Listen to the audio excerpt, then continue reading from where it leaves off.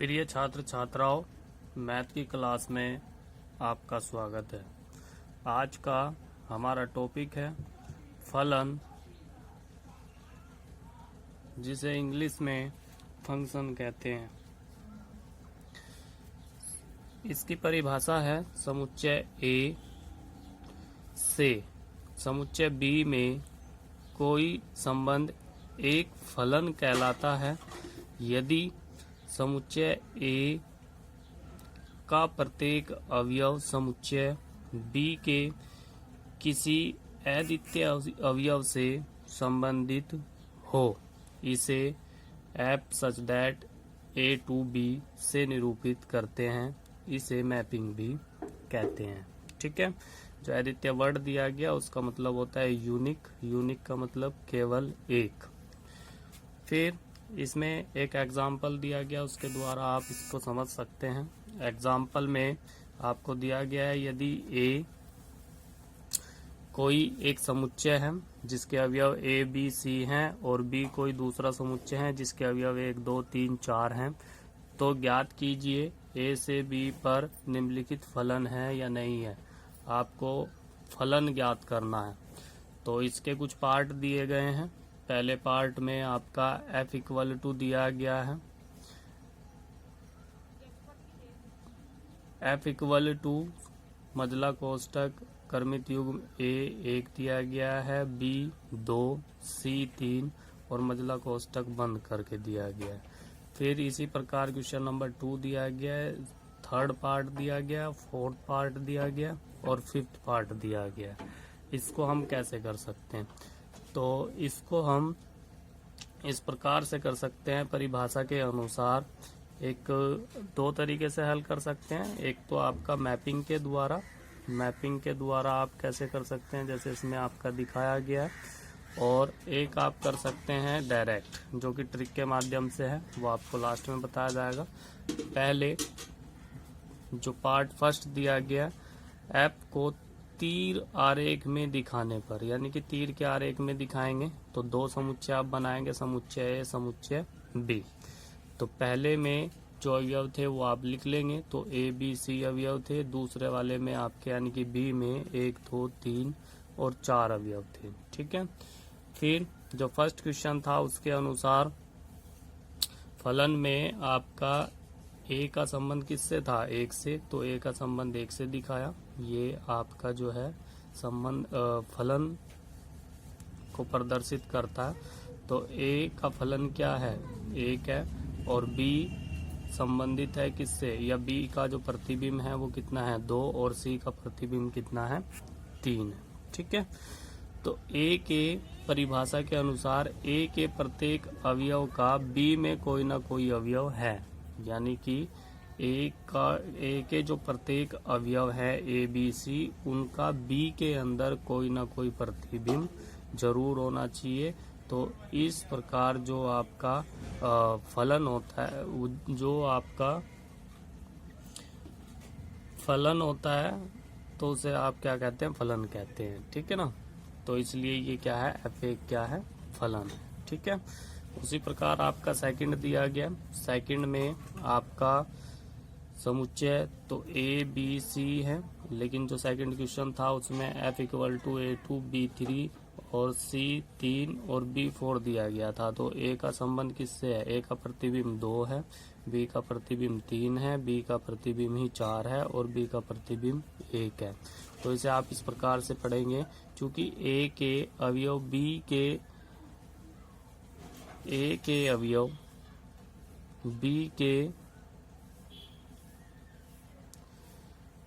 B में अवयव A के अवयव B के B में 2 प्रतिबिंब 3 और 4 हैं। ठीक है ना।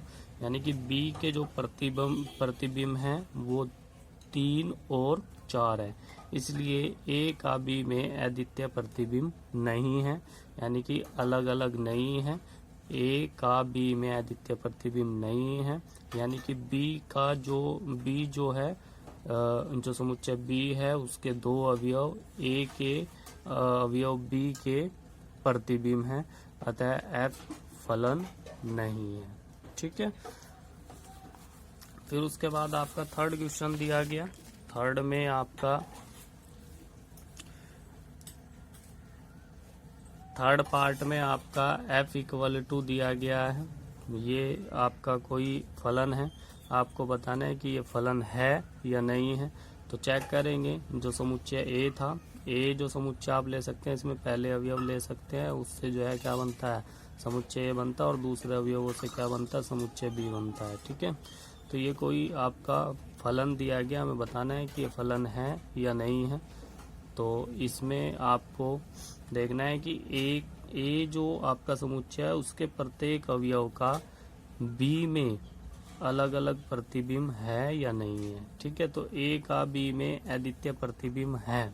ठीक है, यानी कि b में तो a के अवयव का 2 में संबंध हो सकता है, लेकिन a के किसी भी अवयव का 2 बार संबंध ना हो। ठीक है, तो इसे a का b में अद्वितीय प्रतिबिंब है, अतः f एक फलन है। ठीक है, फिर फिफ्थ दिया गया है f a1 a2 a3 a4 दिया गया, यानी कि a का ही संबंध 1 से है, a का प्रतिबिंब 1 है, b का प्रतिबिंब 2 है, b का प्रतिबिंब 3 है, b का प्रतिबिंब 4 है। a के अवयव bc का कोई प्रतिबिंब नहीं है तथा अवयव a के 1 से अधिक प्रतिबिंब है। ठीक है ना, इसलिए f फलन नहीं है, ये समझ सकते हैं आप। फिर उसके बाद आपका फिफ्थ दिया गया, और फिफ्थ में आपको दिया गया पार्ट में ये आपका एक फलन है, और इसे हमें बताना है कि आपका फलन है या नहीं है। तो a b c दिया गया है, 1 2 3 और 4 दिया गया। तो a प्रतिबिंब है किसका, 1 का, b प्रतिबिंब है 2 का, और c प्रतिबिंब है किसका, 2 का। ठीक है, यानी कि a प्रतिबिंब 2 का, b प्रतिबिंब 2 का, और c प्रतिबिंब 2 का। तो a का b में केवल 1 प्रतिबिंब है, और इसलिए आपका f क्या है, फलन। ठीक है, फिर आपको नोट दिया गया। नोट में आपको दिया गया है फर्स्ट, फलन f के क्रमित युग्म के पहले अवयव अलग अलग होते हैं तो f फलन होता है, और अगर क्रमित युग्म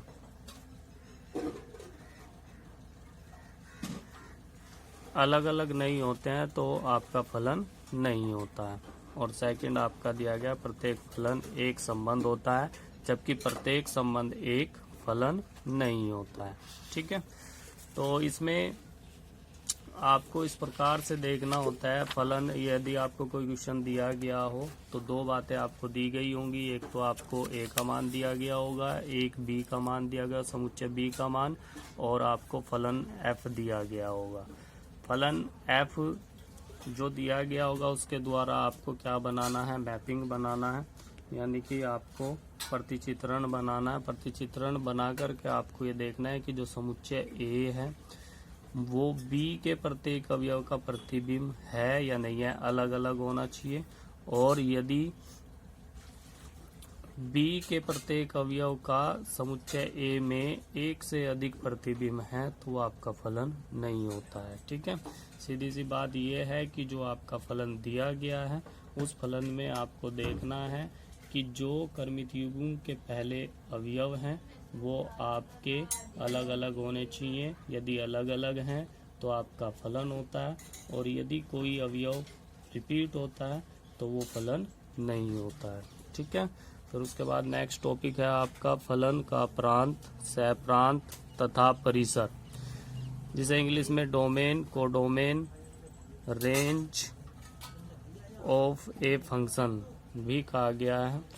f का प्रांत, तो प्रांत कैसे निकालेंगे, f के सभी प्रथम निर्देशांकों का समुच्चय जो होता है वो f का क्या कहलाता है, प्रांत कहलाता है। f के सभी प्रथम निर्देशांकों का समुच्चय f का क्या कहलाता है, प्रांत कहलाता है। इसे आप इस प्रकार भी याद रख सकते हैं कि जो समुच्चय a होगा वो f का क्या होता है, प्रांत होता है। उसी प्रकार f का जो सहप्रांत होता है वो आपका f के सभी द्वितीय निर्देशांकों का समुच्चय होता है, यानी कि आपका समुच्चय b होता है। एफ का जो परिसर होता है, परिसर को प्रास भी कहा जाता है और इसे एफ से डिनोट करते हैं। बी के केवल उन अवयवों का समुच्चय जो ए के प्रतिबिंब है, यानी कि ए के जो प्रतिबिंब है केवल बी के उन अवयवों का समुच्चय लेना है, वही आपका क्या कहलाएगा, परिसर कहलाएगा, प्रास कहलाएगा या एफ कहलाएगा। इसे इस उदाहरण के द्वारा आप समझ सकते हैं। जैसे आपका दिया गया है F such that A to B एक फलन है जहां ए बराबर ए बी सी तथा बी बराबर 2 4 8 16 दिया गया। तो इसमें प्रतिचित्रण बनाएंगे तो ए बी सी थे पहले ए में, समुच्चय में, बी में आपके 2 4 8 16 थे। एक का प्रतिबिंब या 2 का प्रतिबिंब ए है, ए का प्रतिबिंब 2 है, बी का प्रतिबिंब 4 है, सी का प्रतिबिंब 8 है और ये रह गया। तो इसमें एक प्रांत जो होगा वो ए के सभी समुच्चय होंगे और जो आपका सह प्रांत होगा वो बी के सभी अवयव होंगे। ए के सभी अवयव क्या कहलाएंगे, प्रांत कहलाएंगे और बी के जो सभी अवयव हैं वो आपके क्या कहलाएंगे, सह प्रांत कहलाएंगे। और ए के जो प्रतिबिंब हैं, जैसे ए का प्रतिबिंब 2 है, बी का प्रतिबिंब 4 8, यह आपका क्या कहलाता है, परिसर एफ कहलाता है। इसके आधार पर आपको ये जो आपका होमवर्क दिया गया ये आपको करना है। निम्नलिखित में से कौन से संबंध फलन है, कारण दीजिए तथा उनके प्रांत परिसर सह प्रांत ज्ञात कीजिए।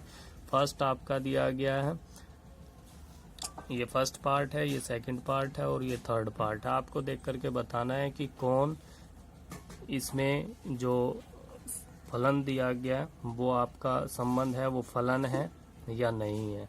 तो कैसे चेक करते हैं, ट्रिक के माध्यम से। तो आप ऐसे चेक कर सकते हैं कि दो पहले अवयव चेक करेंगे, 2 5 8 11 14 17, यानी कि सभी अलग अलग हैं तो इसलिए ये फलन है। इस प्रकार आप कर सकते हैं और मैपिंग के द्वारा भी आप इसको दिखा सकते हैं। ठीक है, ठीक।